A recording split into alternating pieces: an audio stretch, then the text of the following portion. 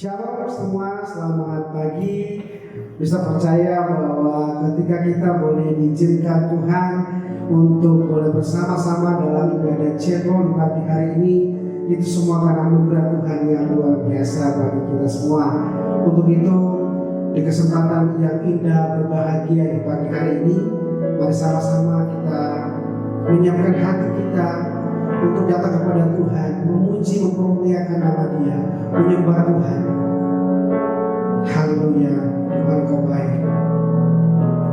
Kami bersyukur kepada Tuhan atas cinta dan anugerah Tuhan yang begitu luar biasa bagi kami. Sehingga di hari ini Tuhan, kami boleh menikmati pagi yang baru. Bersyukur padamu Tuhan atas kasih-Mu dan bermasmur bagi nama-Mu yang kudus.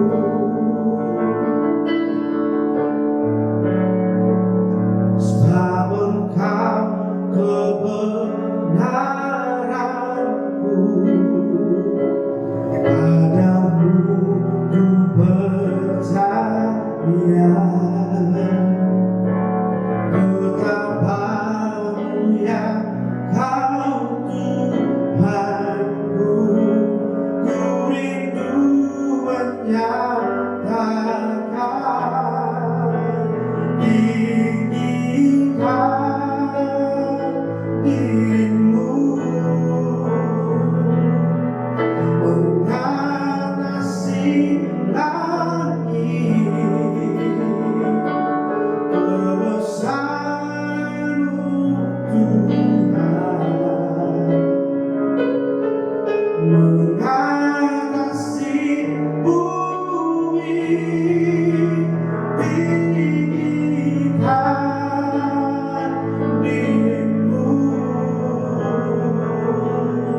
mengatasi langit. Kebesaran-Mu Tuhan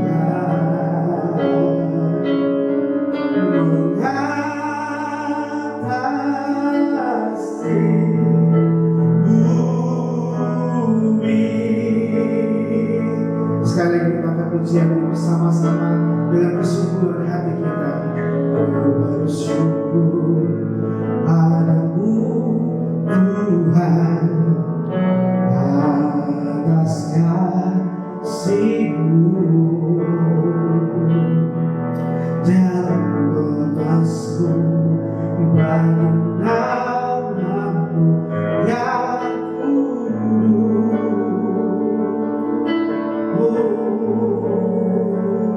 Sebab Engkau kebenaran-Ku,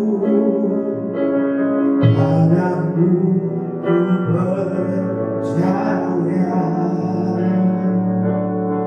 Betapa mulia Kau Tuhanku, ku rindu menyatakan tinggikan dirimu mengatasi langit. Kebesaran-Mu Tuhan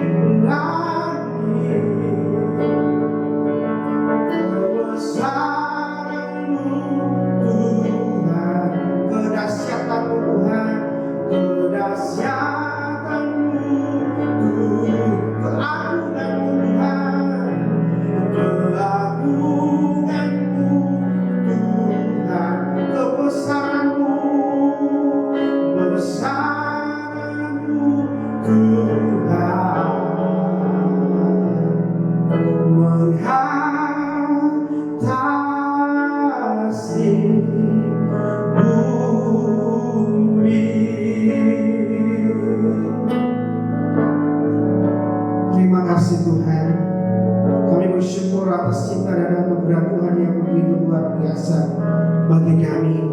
Jika hari ini Tuhan, kami boleh ada lagi, kami boleh bersama-sama kembali dalam ibadah chapel ini Tuhan. Kami bersyukur atas kasih dan anugerah Tuhan yang begitu luar biasa. Bapa, berkatilah ibadah kami ini Tuhan, dari awal Tuhan sampai pada akhirnya nanti. Biar Engkau Allah sendiri yang berotoritas di dalam nama Tuhan Yesus kami berdoa. Amin. Tiba saatnya kita akan mendengarkan kebenaran firman Tuhan yang akan disampaikan oleh hambanya. Kita akan dikuatkan oleh kebenaran firman Tuhan. Tapi sebelumnya kita katakan pujian. Ku yakin saat Kau berfirman, ku menang karena Kau bertindak. Haleluya.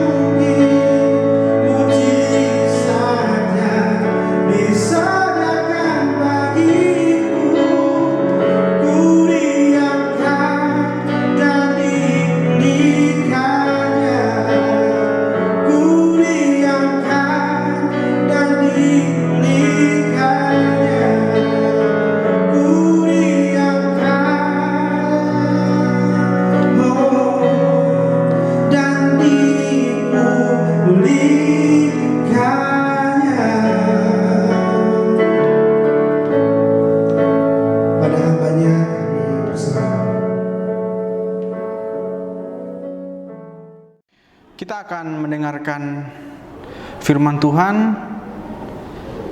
Namun sebelumnya mari kita menghadap Tuhan dalam doa. Kita berdoa. Terima kasih Tuhan untuk kasih setia-Mu kepada kami, sehingga kami boleh lagi kembali diberi kesempatan untuk beribadah dalam chapel meskipun online Tuhan. Namun kami percaya bahwa Engkau hadir bersama-sama dengan kami Tuhan. Kami akan merenungkan firman-Mu, berkati firman-Mu agar firman-Mu ini menjadi terang dalam kehidupan kami, sehingga kami tidak berjalan di jalan yang salah Bapa. Pimpin kami terus Bapa, ini doa kami. Mohon ampuni kami atas segala dosa kami, di dalam nama Tuhan Yesus kami berdoa. Amin. Ya, saya percaya bahwa sebagai keluarga besar, anggota keluarga besar Sekolah Kalam Kudus, kita terus dituntut untuk membaca Alkitab, ya. Kita terus diminta untuk setiap hari mengikuti GBA atau gerakan baca Alkitab. Dan tentu adanya program tersebut bukan tanpa alasan. Adanya kerinduan bahwa setiap anggota keluarga Sekolah Kalam Kudus Bali tahu dan sadar siapa yang dipercayainya dan seperti apa firman Tuhan. Karena itu kita dituntut dan harus membaca Alkitab, sehingga gerakan GBA menjadi budaya yang sangat baik untuk kita jalankan setiap hari dalam kehidupan kita. Tetapi pertanyaannya, ketika GBA itu diberikan atau gerakan baca Alkitab itu digalakkan di sekolah ini, sudahkah kita menerima dan baik? Sudahkah dengan kita membaca Alkitab selama ini memberikan kita perubahan dalam hidup? Atau sudahkah kita mendapat hal-hal yang terus memberkati kehidupan kita dari firman Tuhan ini? Saya percaya pasti sudah. Oh, mungkin ada yang berkata belum. Atau ada yang bilang, saya nggak dapat apa-apa, percuma baca Alkitab. Tetapi dengan adanya GBA ini, itu akan menjadi suatu budaya yang baik untuk membawa kita lebih dekat dengan Bapa kita, dan Allah Bapa. Karena ingat status kita, Galatia 4 ayat 6 mengatakan, karena kamu adalah anak, maka Bapa telah mengirim roh anaknya yang berseru, ya Aba, ya Bapa. Dan itu semua kita tahu dari firman Tuhan. Pada pagi hari ini pula kita terus diingatkan untuk taat dan setia membaca Alkitab atau firman Allah. Tema kita dalam minggu ini sekaligus menjadi tema karakter adalah I love to read Bible. I love to read Bible.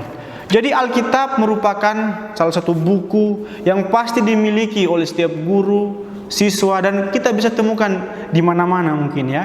Di ruang guru, di ruang kelas, pasti kita selalu temukan. Itu artinya bahwa dengan kita terus menjalankan GBA ini berarti bahwa kita membangun budaya takut akan Tuhan, atau kita terus mengundang Tuhan karena kita lakukan setiap hari sebelum kita memulai aktivitas pembelajaran kita. Nah, tetapi pertanyaan adalah ketika kita sudah membaca Alkitab, lantaskah kita tidak mempunyai masalah dalam hidup ini? Lantaskah kita menjadi orang yang tidak pernah takut, iman kita tidak pernah goyah? Apakah seperti itu? Apa kita menjadi orang yang terus imannya teguh meskipun kita setiap hari baca Alkitab? Atau seperti apa?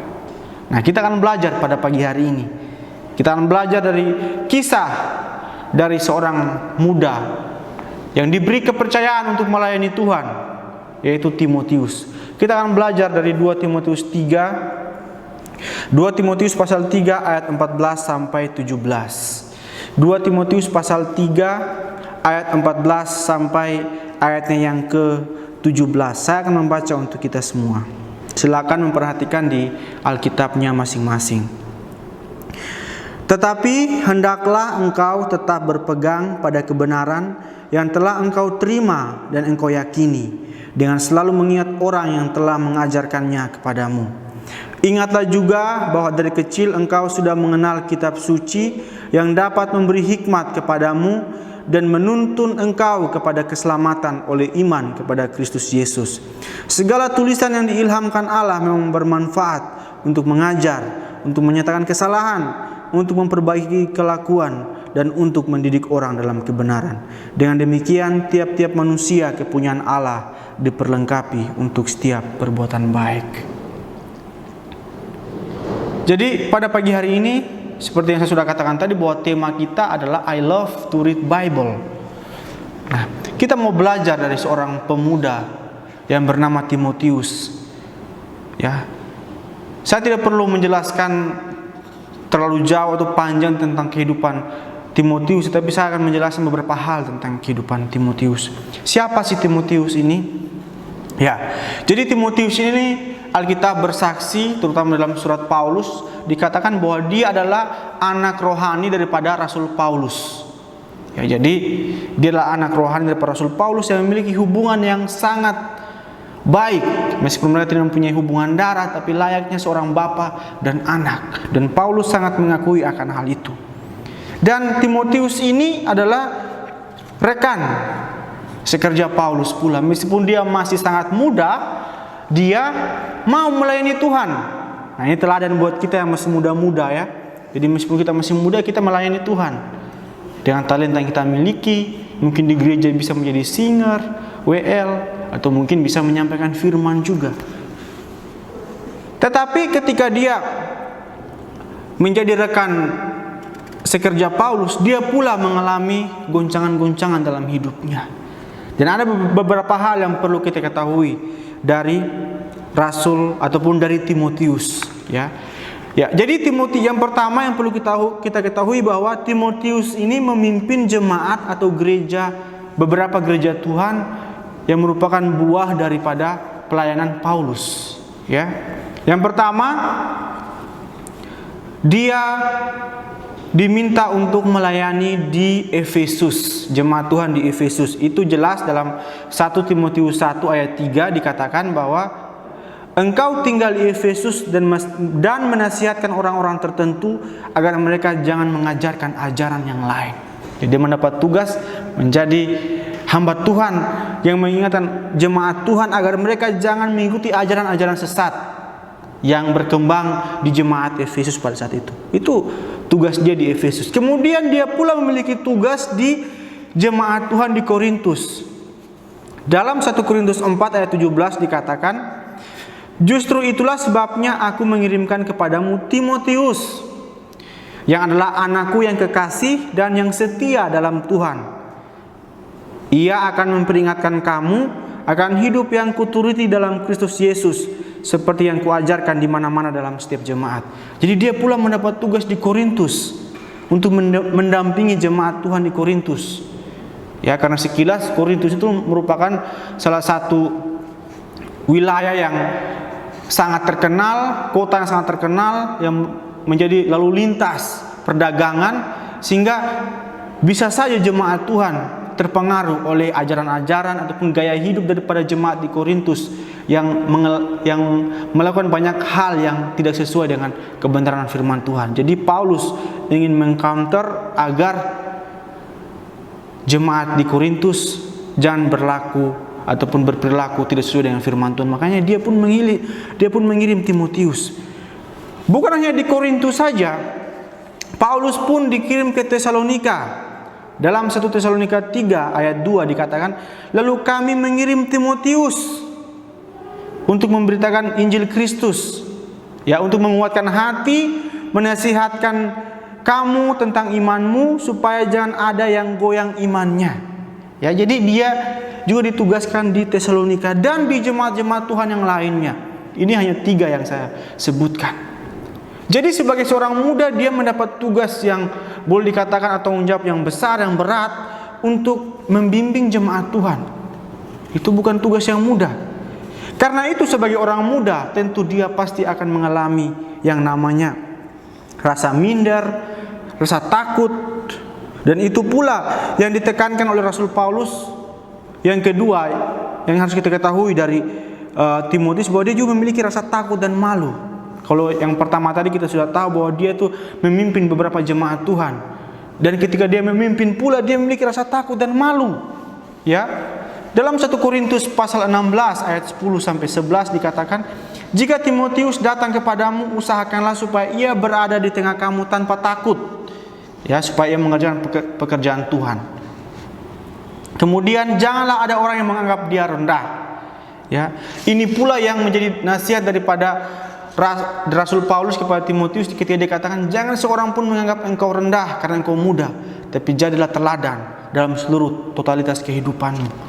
Itu yang Paulus mau tekankan kepada Timotius. Tapi tak bisa dipungkiri sebagai orang muda, jiwa muda yang masih bergelora, dia pun memiliki rasa takut. Rasa takut untuk ditolak, nanti akan ada masalah yang mungkin tidak bisa dia selesaikan. Jadi begitu banyak hal tentu yang bisa saja merintangi kehidupan pelayanan daripada Timotius. Karena itu, sebelum itu semua terjadi, Paulus sudah terlebih dahulu mengingatkan. Seperti dia katakan di dalam 2 Timotius 1 ayat 6, karena itu kuperingatkan engkau, untuk mengobarkan karunia Allah yang ada padamu oleh penumpangan tanganku atasmu. Jadi Timotius dia sudah memiliki karunia untuk menyampaikan Injil, memberitakan Injil. Karena itu semangat terus memberitakan Injil, menyampaikan kabar baik, menyampaikan isi daripada firman Tuhan, sehingga semakin banyak orang datang kepada Tuhan. Tetapi Paulus sebelum dia menyampaikan hal-hal itu, dia terlebih dulu menjadi teladan kepada Timotius. Seperti dalam ayat yang telah kita baca tadi, dalam ayat 10 sampai 13, itu jelas bahwa Timotius ini sudah mengikuti ajaran Paulus, cara hidup Paulus, pendirian, iman, kesabaran, kasih dan ketekunan Paulus. Itu dalam ayat yang ke-10. Karena itu Paulus mau agar dia tetap teguh dan tetap berpegang pada kebenaran firman Tuhan yang sudah dia dapatkan selama ini, yang sudah dibekali oleh Rasul Paulus. Itu kerinduan Paulus kepada Timotius. Dan Timotius harus sadar bahwa dia harus berpegang teguh pada kebenaran firman Tuhan, karena sebagai orang muda banyak sekali tantangan yang dia harus hadapi. Dia memiliki tujuan yang sangat mulia untuk memberitakan Injil, tapi dia harus berpegang teguh pada kebenaran firman Tuhan. Itulah bunyi daripada firman Tuhan yang kita baca dalam ayat yang ke-14 tadi. Ya. Dan Paulus sendiri sudah memberikan teladan kepada Timotius. Ya, dia sendiri menjadi saksi. Timotius sendiri menyaksikan bagaimana Paulus dia harus dipenjara karena memberitakan Injil. Dan bahkan Paulus pula bersaksi dalam Kisah Para Rasul 20 ayat 24 bahwa aku tidak menghiraukan nyawaku sedikit pun, asal saja aku dapat mencapai garis akhir dan menyelesaikan pelayanan yang ditugaskan oleh Tuhan Yesus kepadaku untuk memberi kesaksian tentang Injil kasih karunia Allah, untuk memberitakan tentang firman Tuhan yang ada dalam Alkitab kita ini. Itu menjadi tujuan hidup daripada Paulus, dan dia rela mati agar tugas itu, meskipun tantangannya berat, dia rela mati kayak gitu. Yang penting berita Injil itu sampai. Itu yang menjadi penekanan dari Paulus. Paulus pun dipenjara, dan bahkan ketika dia berada di jemaat di Filipi, ketika dia menulis surat kepada jemaat Tuhan di Filipi, dia lagi dalam penjara di Roma. Dan Timotius tahu akan hal itu. Tetapi sebagai seorang muda tentu dia bisa goyah. Ketika dia harus menghadapi masalah, bisa saja dia menjadi ciut nyalinya. Dan Paulus tidak mau dia mengalami hal demikian. Karena itu kunci agar Timotius tetap kuat dan teguh, yaitu dia berpegang pada kebenaran firman Tuhan. Nah, kenapa dia harus berpegang pada kebenaran firman Tuhan? Karena firman Tuhan itu, seperti dalam ayatnya yang ke-16 dikatakan, memiliki manfaat untuk mengajarinya, mengajar akan kebenaran firman Tuhan.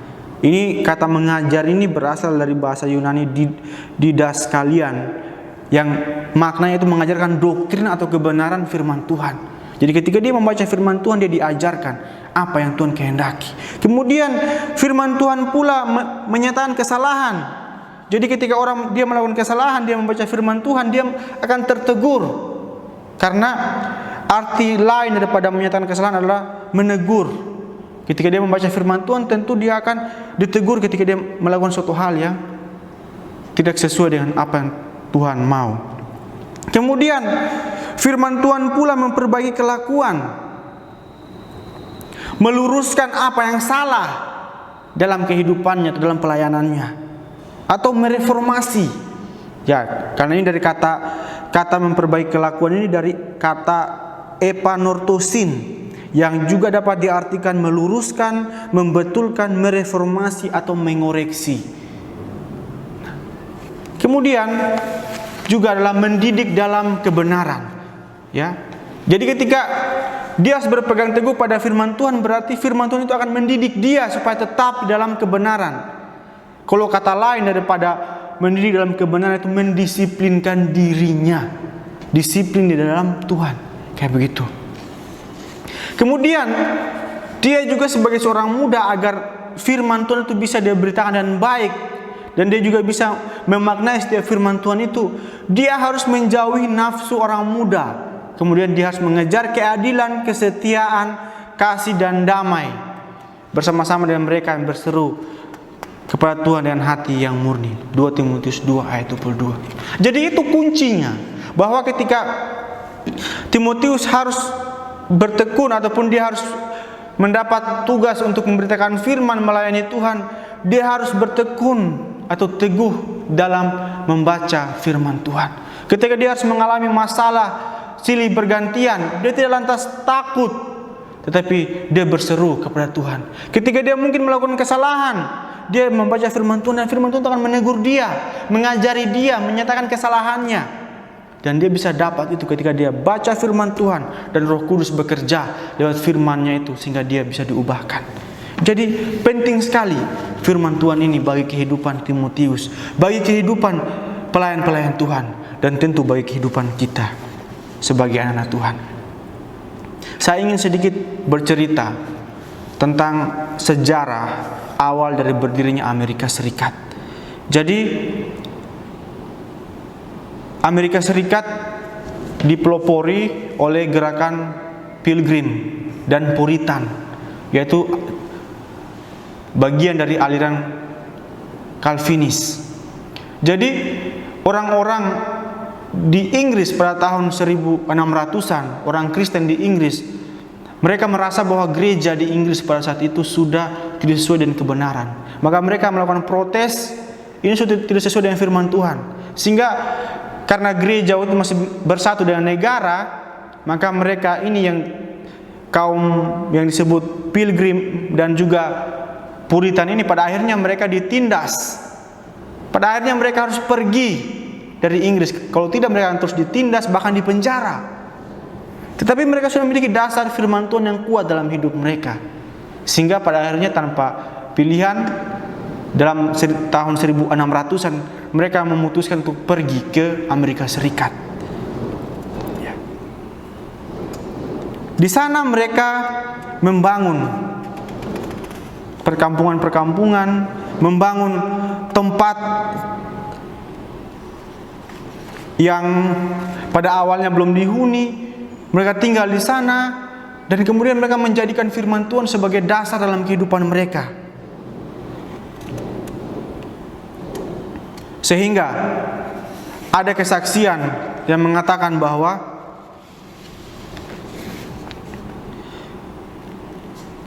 menurut William J. Federer, penyunting buku America's God and Country, dia menyatakan bahwa dia menyimpulkan keanggotaan Kristen pada penulis konstitusi di Amerika. Ada 29 dari kalangan Anglikan, 16 dari umat Calvinis yaitu dari Pilgrim dan Puritan tadi, 2 dari kalangan Metodis, jemaat dari kalangan atau aliran Metodis, 2 dari jemaat atau umat Lutheran, 2 dari umat Katolik Roma, 1 umat Quaker, dan 1 penganut terbuka deisme.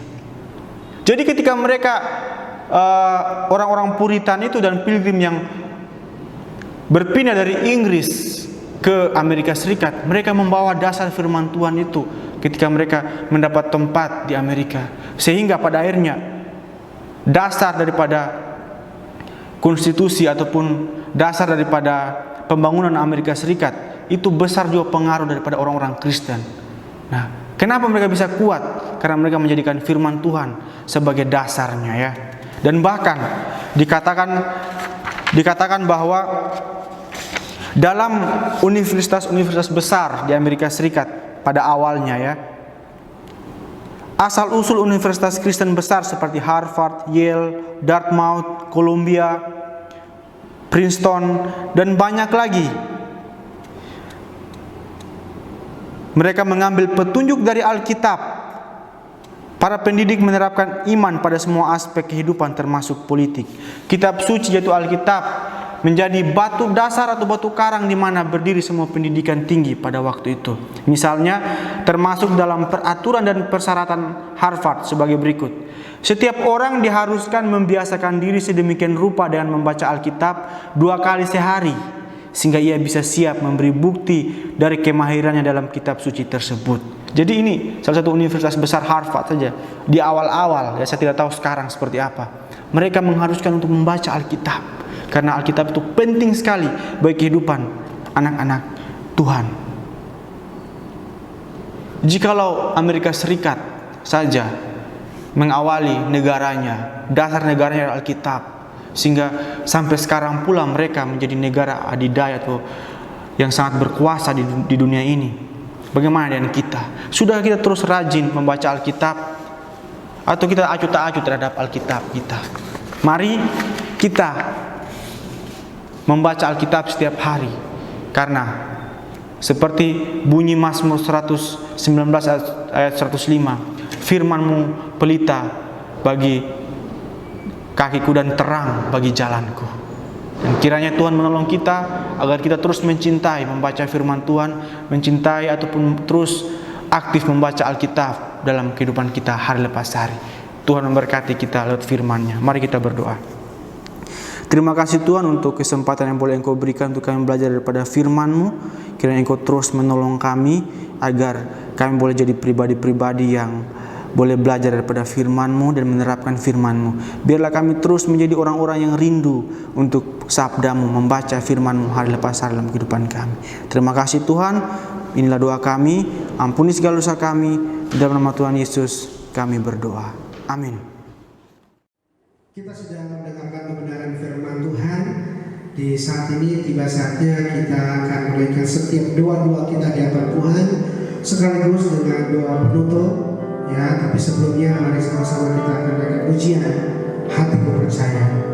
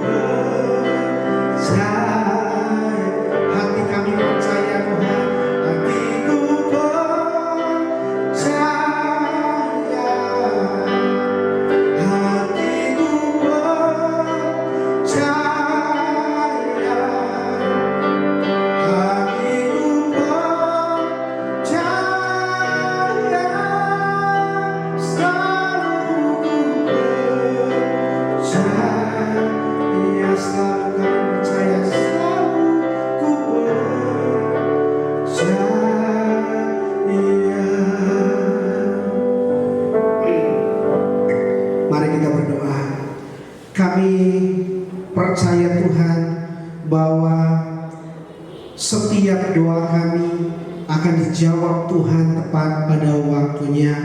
Tuhan punya jawaban yang indah, Tuhan punya jawaban yang di luar dari apa yang kami pikirkan, dan itu kami yakini Tuhan. Seperti lagu yang barusan kami naikkan kepadamu Tuhan, sebagai rasa ungkapan kami atas apa yang Tuhan akan nyatakan kepada kami Tuhan. Kami percaya bahwa Tuhan begitu mengasihi kami. Di kesempatan yang indah berbahagia ini Tuhan, kami akan menaikkan setiap doa kami ke hadirat-Mu. Tuhan, Kau sendiri Allah yang melihat kehidupan kami. Kau mengetahui setiap kehidupan kami, bahkan Kau mengenal akan hati kami yang paling terdalam. Kau tahu setiap pergumulan hati kami masing-masing. Di kesempatan ini Tuhan, kami bersama-sama berdoa menyerahkan buat setiap pribadi kami masing-masing, baik murid sebagai murid maupun kami sebagai pengajar. Tuhan, di dalam nama Tuhan kami Yesus Kristus, biarlah Kau sendiri yang berperkara dalam setiap kami masing-masing. Biarlah ada hikmat Tuhan, ada kekuatan, kesehatan yang terbaik Tuhan boleh berikan bagi kami, sehingga Tuhan dalam proses belajar mengajar kami masing-masing Tuhan, di dalam tugas masing-masing kami boleh lakukan itu dengan baik Tuhan. Bapa, di dalam nama Tuhan Yesus, khususnya di saat-saat ini kami menjalankan sistem pembelajaran secara online, secara manusia, ini adalah sebuah tantangan yang luar biasa. Ada kesulitan-kesulitan yang kami hadapi, tapi kami terus berserah hanya kepada Tuhan, karena kami tahu Allah adalah sumber hikmat kami, yang mampu memberikan kami cara yang terbaik, sehingga Tuhan kami mampu melewati setiap proses ini dengan baik. Kami berdoa Tuhan, ada kekuatan, ada hikmat daripada Tuhan, sehingga bagi kami, baik kami Tuhan sebagai pengajar maupun murid-murid kami yang mengikuti kegiatan pembelajaran, semuanya Tuhan, kami boleh melewati proses kami dengan baik. Itu semuanya karena anugerah daripada Tuhan sendiri. Bapa, di dalam nama Tuhan Yesus, di saat ini kami berdoa menyerahkan bangsa kami Tuhan di dalam persoalan saat ini yang bergejolak, baik krisis politik, baik krisis kesehatan. Kami berdoa Tuhan memberkati bangsa kami, biar Allah yang sendiri berperkara di dalamnya. Kami rindu Tuhan, bangsa kami boleh bangkit dari segala keterpurukan Tuhan yang berdampak pada setiap kehidupan kami. Kami percaya Tuhan, pertolongan Tuhan akan turun tepat pada waktunya. Berkati setiap pemimpin-pemimpin kami, sehingga Tuhan ketika mereka mengeluarkan kebijakan-kebijakan sesuai dengan apa yang Tuhan kehendaki. Di saat ini Tuhan, kami berdoa menyerahkan buat keluarga besar Kalam Kudus Bali, khususnya di unit SMP Tuhan. Kami berdoa bersama-sama, bersepakat. Kami berdoa buat pemimpin-pemimpin kami yang ada Tuhan. Kami berdoa buat setiap kami sebagai guru-guru yang ada, bahkan murid, bahkan orang tua yang turut menjadi bagian dalam keluarga besar Kalam Kudus Bali. Dalam nama Yesus Tuhan, biarlah Engkau sendiri yang memberkati, Engkau sendiri yang melihat setiap kami di dalam setiap pergumulan kami pribadi lepas pribadi. Allah kiranya menolong setiap kami, memampukan kami untuk melewati setiap proses ini dengan baik. Ya Tuhan, setiap pergumulan khususnya buat SMP kami itu ke depannya Bapak, Kau memberkati, biarlah dalam program-program pendidikan ke depannya, dalam setiap acara-acara ke depannya Tuhan, sekiranya Tuhan memberkati, dan biarlah itu boleh berjalan dengan baik. Kami berdoa buat event-event yang akan dilakukan ke depannya, baik itu expo dan kegiatan lainnya Tuhan. Di dalam nama Yesus Tuhan, kami rindu Tuhan, biarlah setiap acara ini boleh berjalan dengan baik, dan setiap target yang ingin dicapai itu boleh tercapai, itu semua karena Tuhan. Khususnya Bapak, dalam proses penerimaan murid baru, kami berdoa Tuhan, Kau mengirimkan setiap murid-murid yang Tuhan mau untuk kami didik di tempat ini, sehingga mereka boleh bertumbuh di dalam Kristus, bertumbuh di dalam karakter Kristus Tuhan. Kami berdoa khususnya buat unit SMA Bapak, di dalam nama Yesus Tuhan. Kami percaya SMA ini boleh ada itu karena Tuhan. Untuk itu kami terlalu percaya Tuhan akan mengirimkan setiap murid-murid Tuhan yang Tuhan mau titipkan untuk dididik di SMA Bapak. Dan kami ingin tahun depan ada hasil yang maksimal boleh mereka dapatkan. Terima kasih, kami meyakini itu Tuhan, karena kami percaya kami punya Allah yang luar biasa. Kami berdoa Tuhan buat orang tua yang saat ini terus mensupport kami, mensupport anak-anak mereka untuk ada di tempat ini. Bapak memberkati mereka, setiap kesulitan-kesulitan yang saat ini mereka boleh alami. Kami berdoa Tuhan, Kau sendiri yang memberikan mereka jalan keluar, berikan mereka solusi-solusi yang terbaik, sehingga Tuhan dalam kondisi saat ini yang penuh dengan kesulitan, kami percaya Tuhan mampu membawa mereka untuk keluar dari setiap persoalan kehidupan. Terima kasih Bapa, terima kasih, kami menyerahkan sekali lagi untuk seluruh kehidupan kami ke dalam tangan kasih-Mu. Biarlah Tuhan setiap kerinduan hati kami Kau sendiri yang melihat, dan biarlah ada kekuatan daripada Tuhan, ada berkat daripada Allah boleh mengalir dalam setiap kehidupan kami, dan biarlah Tuhan kami senantiasa merasakan anugerah daripada Tuhan. Dan akhirnya Tuhan, kami boleh mengucap syukur atas setiap karya yang Tuhan boleh lakukan. Khususnya Bapa, di pagi hari ini kami boleh bersama-sama mengikuti ibadah chapel, dan itu semua karena kasih dan anugerah Tuhan. Kami bersyukur atas semua yang Tuhan boleh lakukan. Di dalam nama Tuhan Yesus kami berdoa. Amin.